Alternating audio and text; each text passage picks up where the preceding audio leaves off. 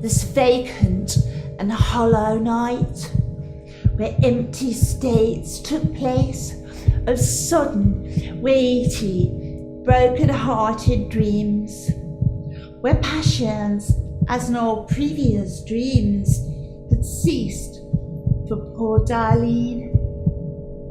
Alone again in her dream stateroom, white, cold, large and damp, Darlene had entered her recurring dream. In the middle of this strange white place, a rosebush grew. Such was its craving appetite, so ferocious its hunger. Its green carnivorous stalks and covetous crimson red petals selfishly devoured, nay, ravenously sucked the very air from all life itself.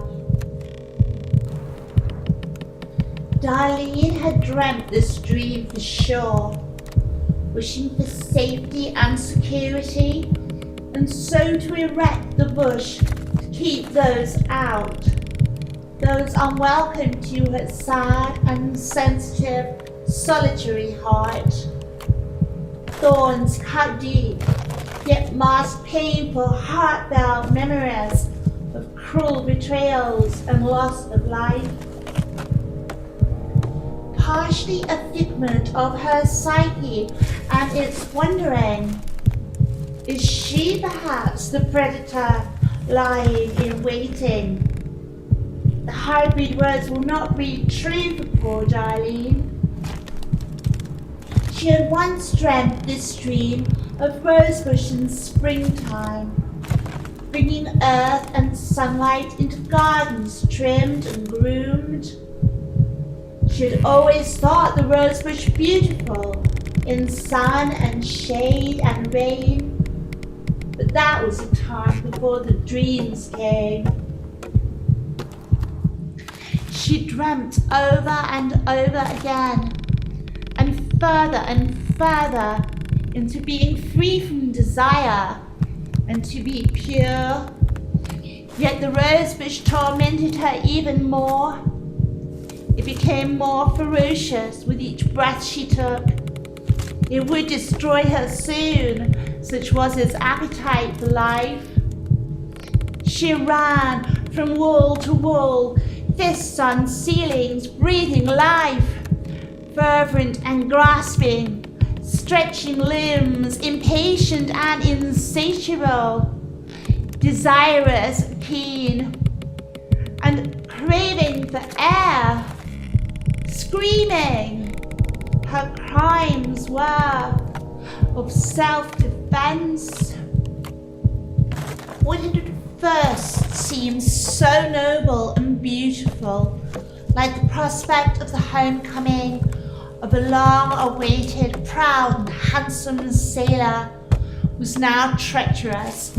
There would be no harvest. Only how to stop the deathly embrace of the savage, grasping thorns and the gluttonous, miserly, sulky leaves. The wilting leaves promising her only disappointment, estrangement and abandonment from her love.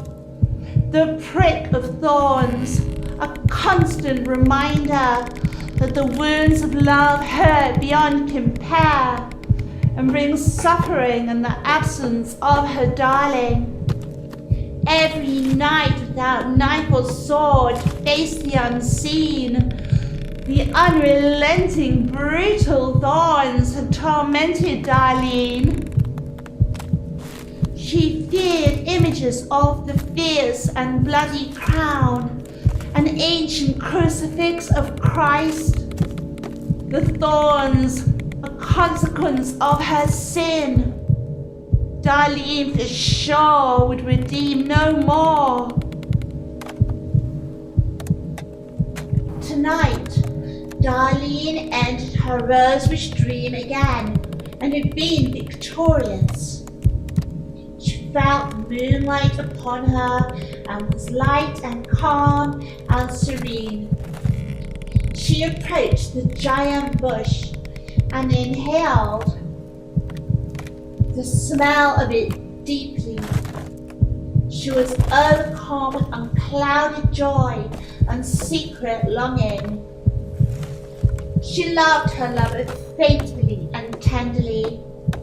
She buried her head in the delicate red petals, and her heart sung a song of timelessness and eternity.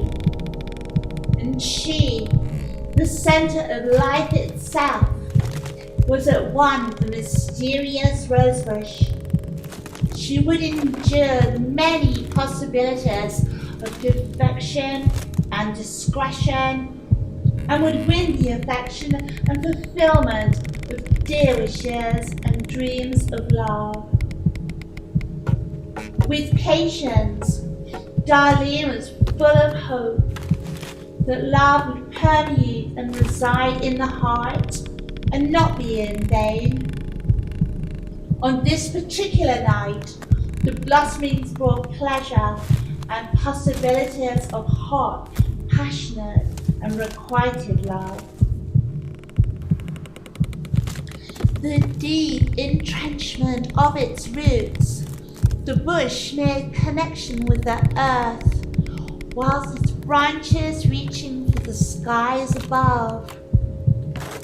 Darlene had dreamt of the immortality and blessed union with heaven, at one with her love, the unity of the human and divine, a meeting with the Godhead, magnificently reflecting the allure of a human heart, where sweet crimson petals exalt the bush with qualities of love and beauty, where passion has its day and love bears no analysis, like a celestial Lord surrendering to the mysteries of the Spirit, whilst beholding the majesty of nature itself.